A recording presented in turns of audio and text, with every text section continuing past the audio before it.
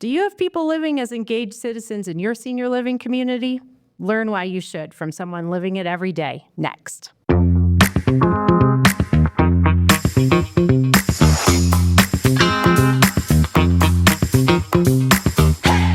Welcome to Aging Unscripted, a podcast about everything relating to aging. Here we will explore a wide range of topics aimed at celebrating, supporting, exploring, and honoring the aging journey. I'm Jill Vitale-Aussem, and I am privileged to serve as the president and CEO of Christian Living Communities, a nonprofit senior living and services organization based in Denver, Colorado. Joining me today is my friend Verna Cavey. Verna is a retired educator, an elder advocate, and current resident of our Clermont Park campus in Southeast Denver. That's our original Christian Living Communities campus. Verna's graduate work was at Johns Hopkins University and the Maxwell School of Syracuse University. Her involvement in the aging field includes teaching, research, programming, and serving on elder and anti-ageism committees. And she has presented around the world. Welcome, Verna. Thanks for being here today. Hi, Jill. Thank you for the invitation. And today, Verna and I are going to dig into the Christian Living Communities citizenship model of community living. And before we do that, I wanted to give a little bit of background and context about really how we got to this place and how I as a leader got to this place. I started as a nursing home administrator back in the 1990s, and I had come out of a graduate program from a hotel school, and I approached my job in senior living through that lens for so many years. I thought customer service was the answer, and that senior living communities should be like big resorts or cruise ships. And then if we were doing for people, that was the epitome of success. And that's really the way that our field has viewed this work for a lot of years. And it's how I was thinking about things when I started as the executive director of our Clermont Park campus 15 years ago. And, along the way, the folks that lived and worked at Clermont Park and I really started learning more about ageism. We started learning about what are the things we need to live a long and healthy life. And I remember having this huge realization, like, holy moly, we're on the wrong path here. Because this whole model of when we get older, the best we can aspire to is to be a passive consumer of services is really rooted in ageism. And it's that belief that when we get older, we have nothing left to give back to society, and we just become a drain on society.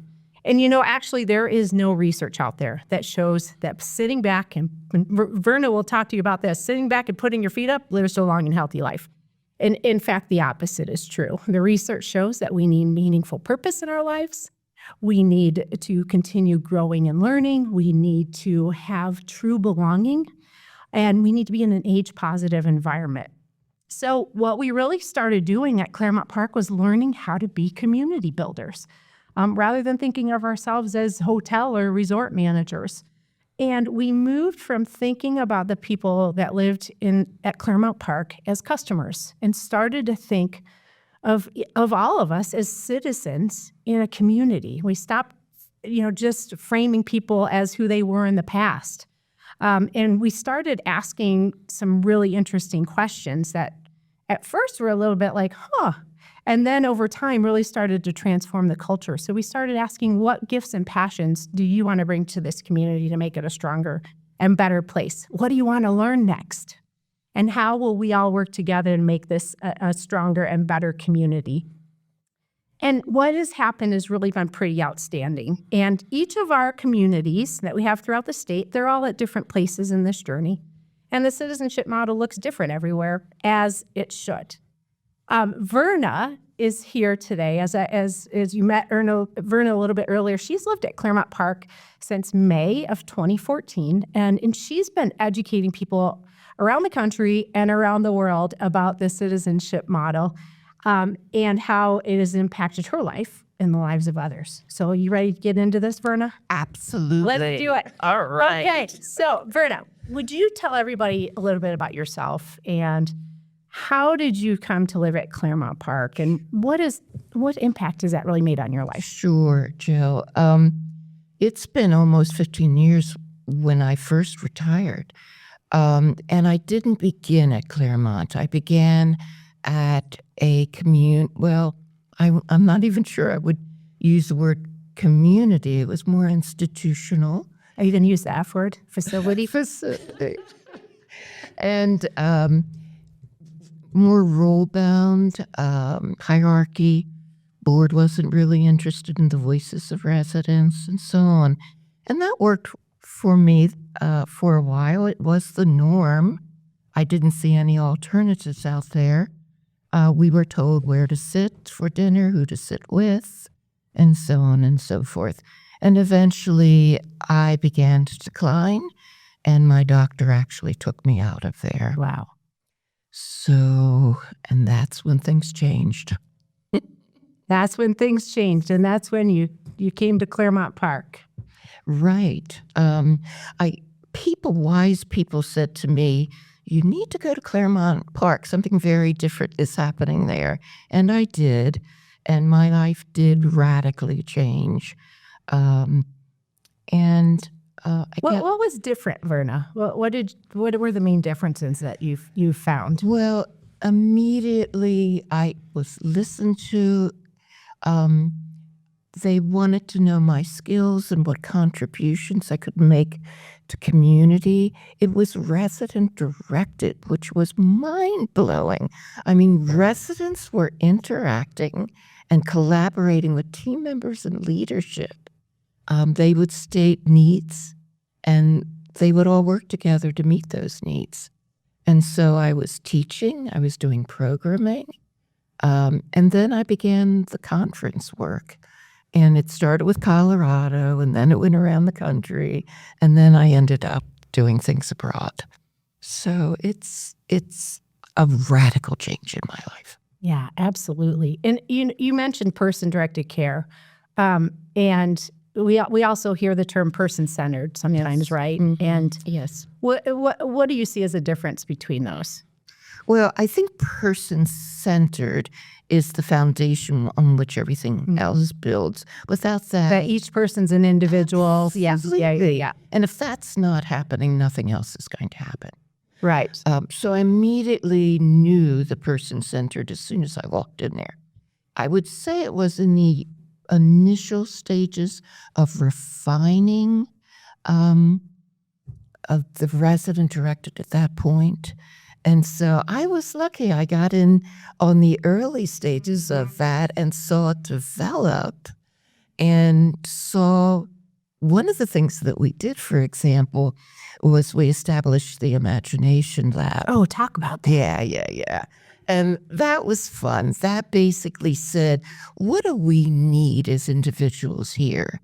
And how do we meet those needs? How do we problem solve? And it was just wonderful because residents could wander in, team members could wander in, and we could just work together and create these solutions. And we continue with the Imagination Lab today. And then you brought up the idea of citizenship. And so that broadens everything. Now it's not just about me as an individual. I'm thinking about my community and all my neighbors in that community. And what do we need as a community? So it's been a wonderful journey. It really has. That is so incredibly powerful. Yeah. Well, you were talking recently about how you've changed or evolved the way you're thinking about how we support elders living with dementia and neighbors. And it kind of goes along with what you just said is sometimes even in a person-directed environment, when you don't go as far as citizenship, you're only thinking, what's in it for me? Exactly. But you just kind of have had a shift in your thinking about that. Will you talk a little bit about that? Sure.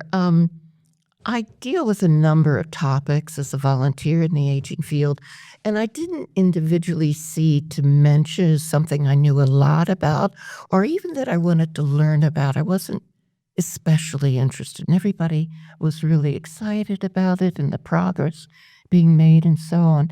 And then I realized every morning I was seeing one of my neighbors, and she was from the memory care neighborhood.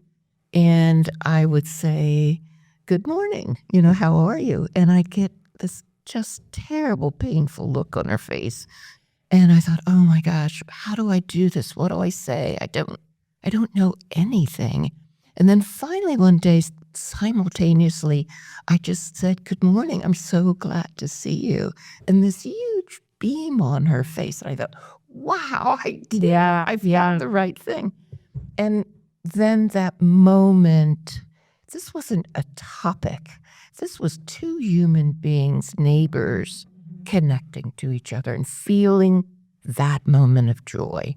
And I thought, whoa, this is community. This is citizenship. Yeah. This is different.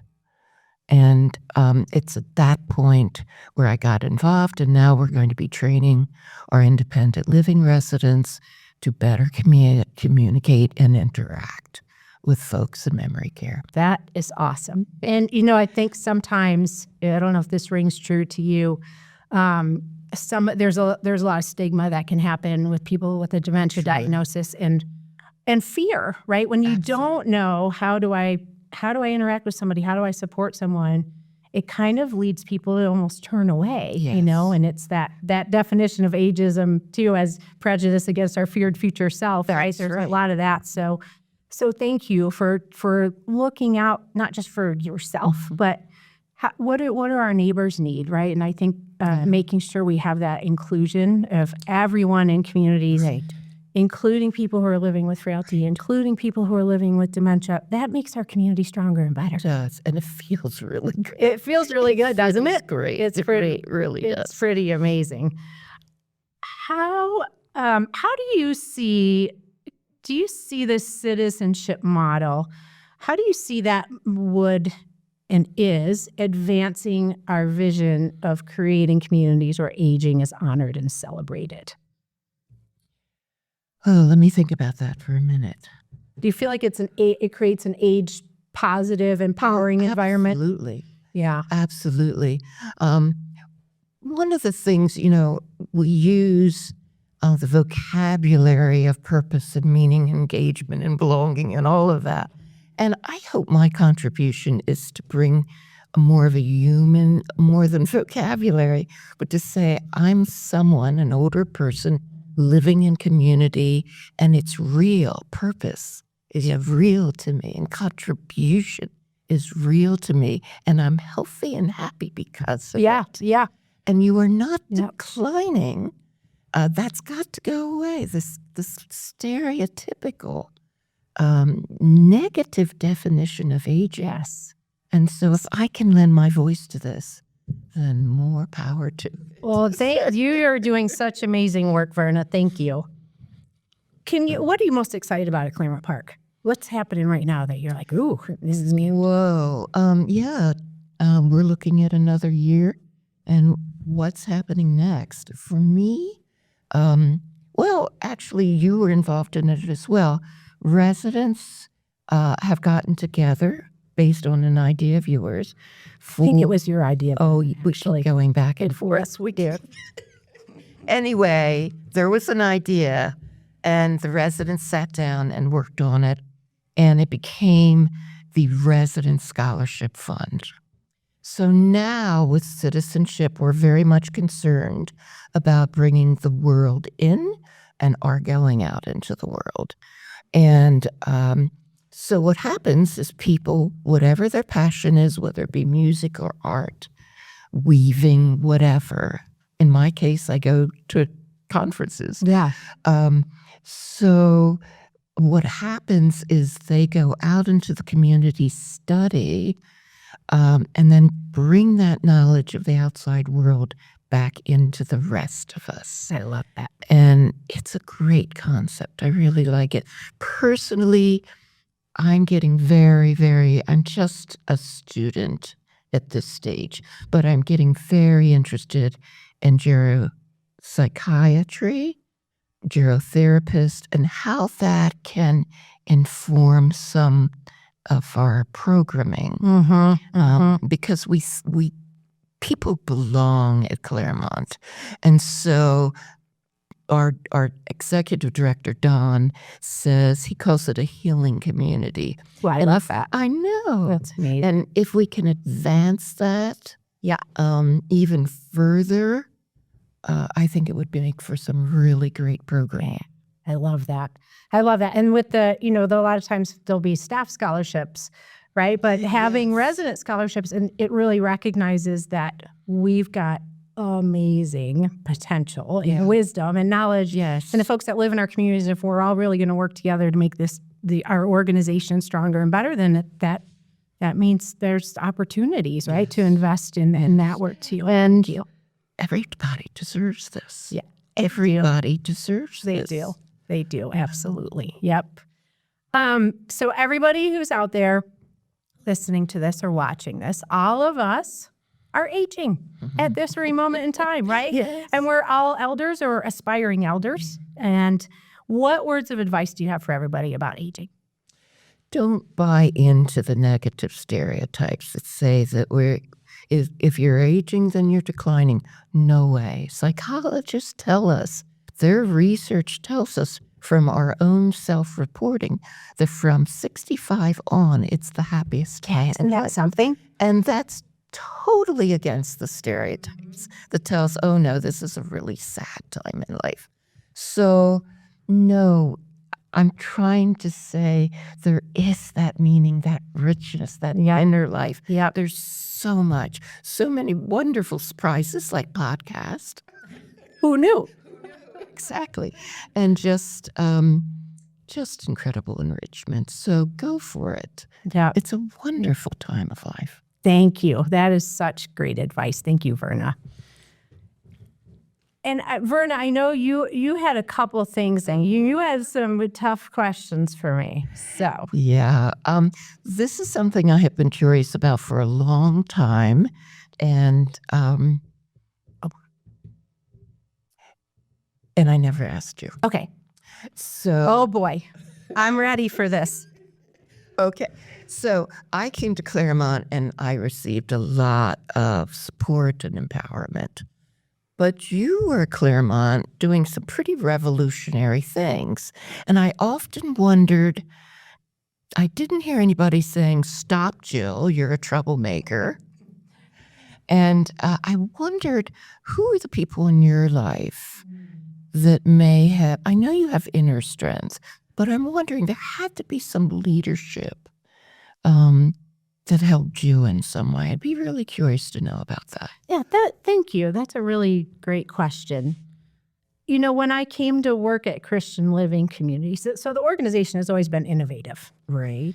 And I had been, when I was called about the role there at the time, I was at a place in my career. I had started doing work with the Eden Alternative, and we can put the link in the show notes. The Eden Alternative is really the foundation of where this all came from. And I decided I wasn't going to go work anywhere unless it was a place that would embrace that kind of, we've got to do better kind of mentality, and how are we going to do this, and let's move this forward. But the CEO at the time, Russ, and the COO at the time, Camille, when I came to work for Christian Living Communities, they knew what they were getting. But at this because they knew, and that's why they brought me in, because they had a vision for something different. So I'm sure there were times where they were like, what did we get ourselves into?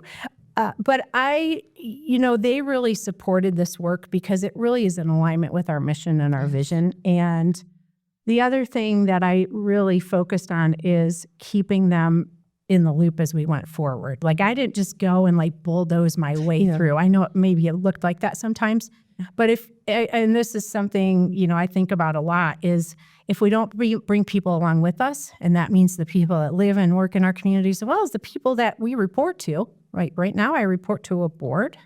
If you don't bring people along, then you can start to have more roadblocks than you really need to have. So I was really fortunate to have leadership that trusted me, even when some of the stuff we were doing might have seemed a little bit out there. And they also saw the results of it, because they saw, we were opening a we were under construction right at the time I started. We were opening a whole new neighborhood, a building of life plan apartment homes, and we filled that up way ahead of projections because people wanted to be part of this culture.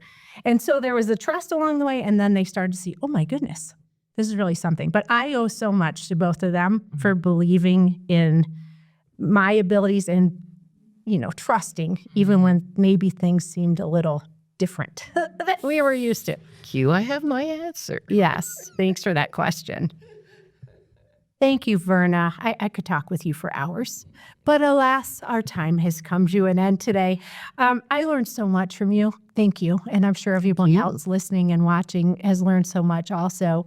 For everyone out there, we've got a lot of resources available to you to help you with your journey away from the institutional model to a different way of supporting older adults and creating real communities. So we have a list of resources available in the podcast notes for you. Thank you for joining us for Aging Unscripted. A reminder that aging is indeed unscripted. There aren't rules, and each of us has a journey that's as an individual as we are. Aging is a gift that not everyone gets, and it's a sacred phase of life that should be honored and celebrated. Thank you.